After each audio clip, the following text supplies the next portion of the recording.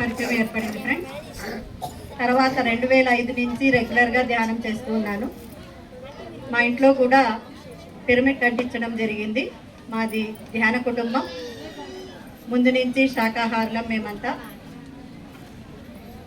నేను ధ్యాన పరిచయం ఎలా ఏర్పడింది అంటే, నిజంగా నేను పత్రిజీ సార్ ఫోటో కూడా చూడలేదు ఫ్రెండ్స్. ఎప్పుడు నాకు ధ్యానము అవన్నీ ఏమీ తెలీదు. నాకు 2 పిల్లలు అయినారు. వాళ్ళు ఒక 1 మంత్ 10 డేస్ ఉండడము, 50 డేస్ ఉండడం అంటే కొంచెం మేనరికం కాబట్టి ప్రాబ్లమ్స్తో వెళ్ళిపోయారనమాట. కాబట్టి చాలా ఫీలింగ్ ఉండేదన్నమాట. మళ్ళీ పుట్టేవాళ్ళు ఎలా ఉంటారు అనే ఒక ఫీలింగ్తో ఉండేదాన్ని.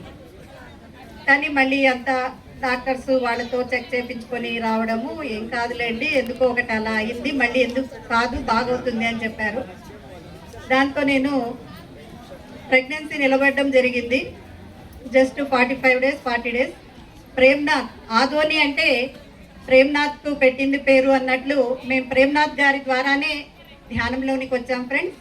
ముఖ్యంగా మాకు ధ్యానం నేర్పించిన ప్రేమ్నాథ్ గారికి కూడా శతకోటి వందనాలు. ఎందుకంటే మేము ఇంత ఆనందంగా ఉండడానికి కారణం ముఖ్యంగా ప్రేమ్నాథ్ సారు.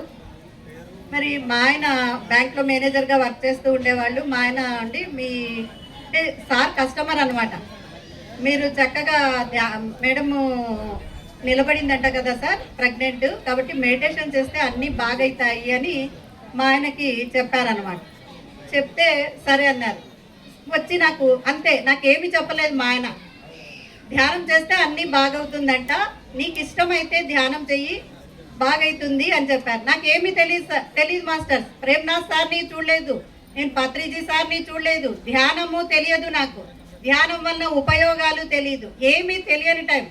ఒక్కటే ఓన్లీ మెడిసిన్. నేను అనుకున్నది ఏమిటంటే ఒక మందు అనుకొని నేను ధ్యానం చేశాను ఫ్రెండ్స్.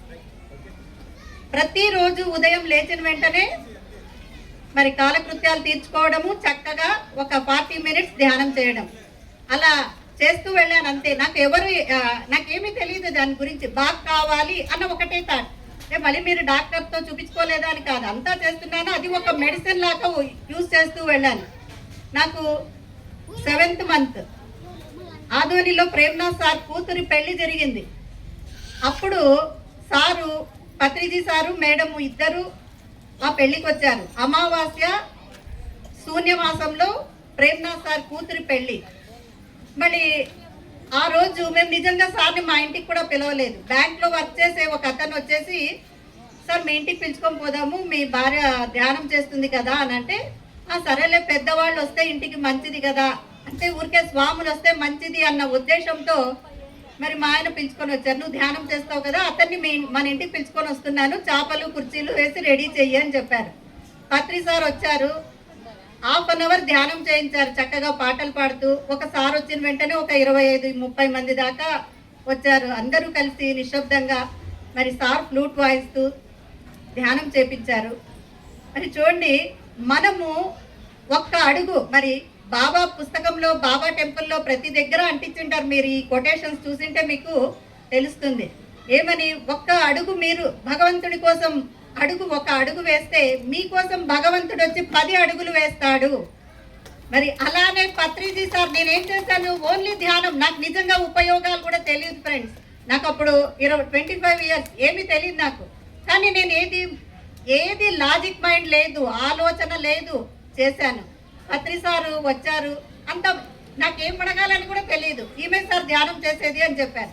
అంత బాగైతుందమ్మా అని చెప్పారు, వెళ్ళిపోయారు. నిజంగా బాబు బ్రహ్మాండంగా ఉన్నాడు. ఇప్పుడు సాఫ్ట్వేర్ ఇంజనీరు. అంటే నేనేం చెప్పేది అంటే, ప్రతి ఒక్కరూ ప్రెగ్నెంట్గా ఉన్నప్పుడు ధ్యానం చేయండి. ఎటువంటి రోగాలు లేకుండా, ఏది లేకుండా డెలివరీ బాగవుతుంది. పిల్లవాళ్ళు కూడా చాలా మంచి హెల్తీగా, ఆరోగ్యంగా పుడతారు. మరి మంచి ఇదిగా ఉంటుంది. అది ఒకటి. మేడం 10 మినిట్స్ అన్నారు కాబట్టి దీన్ని 5 మినిట్స్లో కంప్లీట్ చేశాను. ఇంకొక అనుభవం ఫ్రెండ్స్, మనం ఏమనుకుంటే అది జరుగుతుంది అనేది అందరికీ తెలుసు. లా ఆఫ్ అట్రాక్షన్, ఆకర్షణ సిద్ధాంతం గురించి మీ అందరికీ తెలుసు. మనం ఏమనుకుంటే అదే జరుగుతుంది కదా ఫ్రెండ్స్. నా జీవితం ఆనందంగా ఉంది, అద్భుతంగా ఉంది, సంతోషంగా ఉంది అని నేను ప్రతిరోజు ఉదయం లేచిన వెంటనే అనుకుంటూ చక్కగా విజువలైజేషన్, కళ్ళు మూసుకొని నా జీవితం ఇలా ఉంది. అందుకని మన పత్రిజీ సార్ ఏం చెప్పారు తెలుసా, ఎప్పుడు వర్తమానంలో జీవించాలి. ఏం చెప్పారు ఫ్రెండ్స్, ఎప్పుడు ప్రజెంట్ టెన్స్ లో ఉండాలి. ఎప్పుడు నువ్వు అది ఆలోచించద్దు. ఇప్పుడు ఎలా ఉన్నావు? చక్కగా ఉన్నావు, 3 పూట్ల తింటూ ఉన్నావు, చక్కని నిద్ర, ఆరోగ్యం బాగుంది. ఇలాగే ఉండాలి నా జీవితం అనుకొని ఇలాగుండు అంటే మనం ఏం చేస్తున్నాం ఫ్రెండ్స్? ఎప్పుడు గతము, అయిపోయిన జీవితంలో నేను ఎన్ని కష్టాలు అనుభవించాను, మరి లేకపోతే ఏమి వచ్చే కాలంలో ఎలా ఉంటుందో, పిల్లలు చూస్తారో లేదో, డబ్బు ఉంటుందో లేదో, అంటే మన మైండ్ ఆ విధంగా మనల్ని ఆలోచింపజేస్తుంది. అందుకనే పత్రిజీ సార్ ఏం చెప్తారు?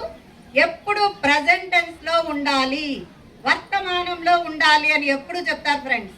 మరి వర్తమానంలో నీ జీవితం ఎలా ఉంది? ఆనందంగా ఉంది. మరి అలాగే ఉంటుంది అని ఊహించు, తప్పకుండా అలానే ఉంటుంది.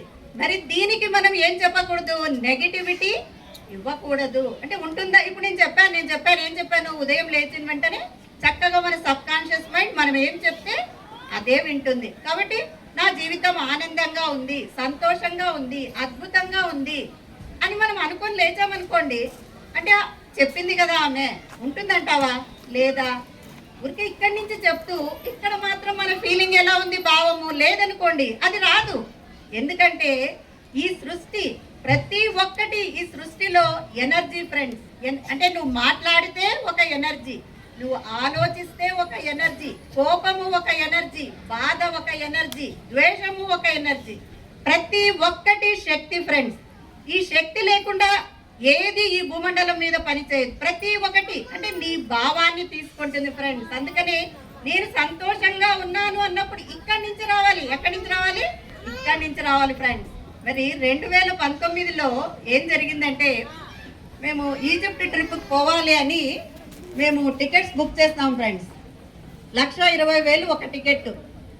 నాకు, మా ఆయనకి, మా బాబుకి బుక్ చేస్తాం. మా ఊర్లో 8 మంది దాకా వెళ్ళాలి అని అనుకున్నాం అందరు కలిసి. కానీ వాళ్ళ చైర్మన్ గారు వచ్చేసి అప్పుడు సిక్ అయ్యి కొంచెం హాస్పిటల్లో చూపించుకోవడానికి అడ్మిట్ అయినారు హైదరాబాద్లో. అంత లోపల టికెట్ టైం అయిపోతుంది అని మా ఆయన చైర్మన్కి చెప్పకుండా టికెట్ బుక్ చేసినారు.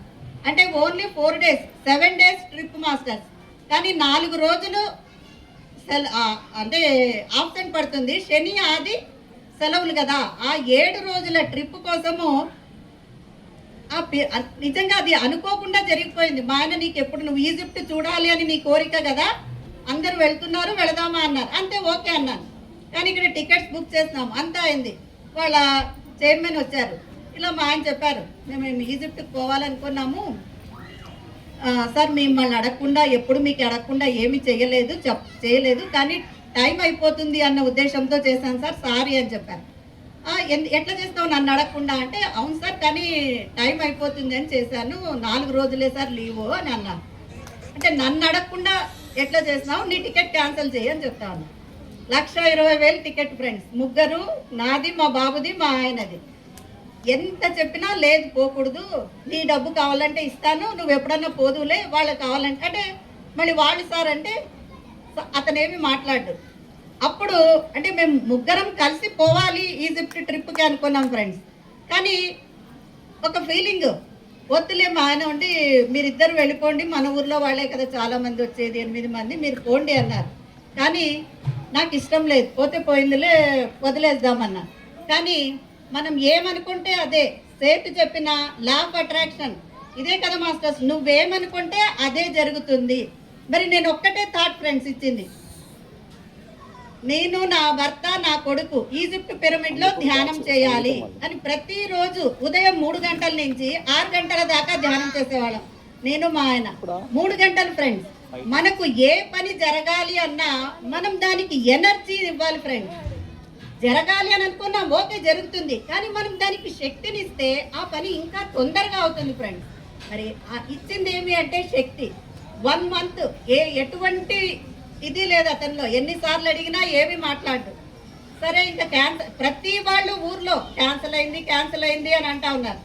కానీ ఏమి మాట్లాడలేదు మేము. ఇంకా అంటే నెగిటివిటీ మాట్లాడరాదు. నాతో వచ్చి ప్రతి వాళ్ళు అనేవాళ్ళు, మీరు ఈజిప్ట్ క్యాన్సిల్ అయిందంట కదా అని. అయినా ఏం చెప్పేదాన్ని కాదు, వేరే మాట మార్చేదాన్ని. 1 month అయిపోయింది ఫ్రెండ్స్, 30 days తర్వాత వాళ్ళ చైర్మన్ ఏముంది లిస్ట్ చూస్తాను అన్నారు. సార్ మళ్ళీ పోదునా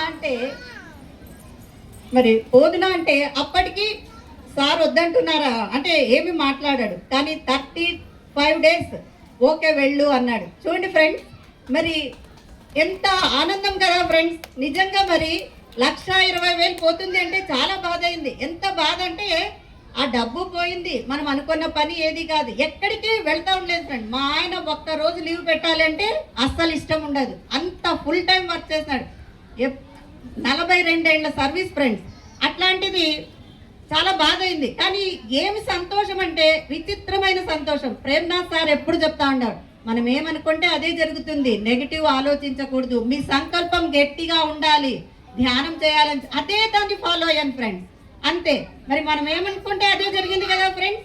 చక్కగా మేము అనుకున్న ఈజిప్ట్ ట్రిప్ ఎంతో ఆనందంగా సంతోషంగా జరిగిపోయింది ఫ్రెండ్స్. మరి నాకు ఈ చక్కని అవకాశాన్ని ఇచ్చిన ఈ సంఘాల గ్రామం ఆర్గనైజర్స్ అందరికీ చాలా ధన్యవాదాలు.